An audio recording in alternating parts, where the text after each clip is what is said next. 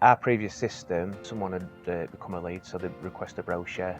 The problem with the manual workflow that we had, there was no like evidence or feedback or data to suggest what we was doing was the right thing. From a marketing and sales point of view, it was an absolute nightmare. One of the biggest problems we had as well is we get leads come through, but sometimes you'll get a lead and they'll request a brochure, and then 4 months later they might request a brochure again and send a product inquiry. So when that happened, we used to have to go in his old system to see if it was already there in the database, and then find out what they've had and what they need now, and sort of marry everything up. But if that happens under HubSpot, it's just an automated process. If they submit for a product inquiry or a brochure request, it's just automated and it comes through as a task. So it's so much easier than what it was before.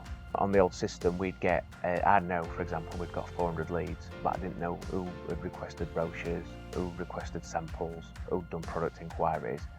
But on HubSpot and all the data it provides, I can see how many brochures have been requested, how many samples have been requested, how many product inquiries, and I can look at that over a period of time, which means I can start looking what's becoming more popular and what's not as popular. So for example, I can see that as brochure may be declining a little bit, but the samples and the product inquiries are increasing.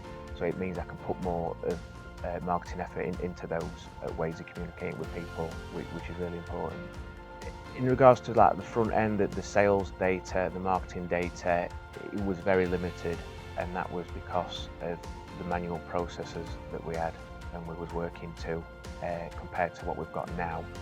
We can actually forecast what we're going to do this month and then start looking into next month, whereas before we never had that data. So I mean, that's perfect for looking at my marketing budget, so I know where I'm at and what I can use, and also in terms of production, my business partner can like look at what he needs to order in for future orders, and then he can like, he knows he needs to order more and he gets a better discount on that. So again, you get savings in other areas as well.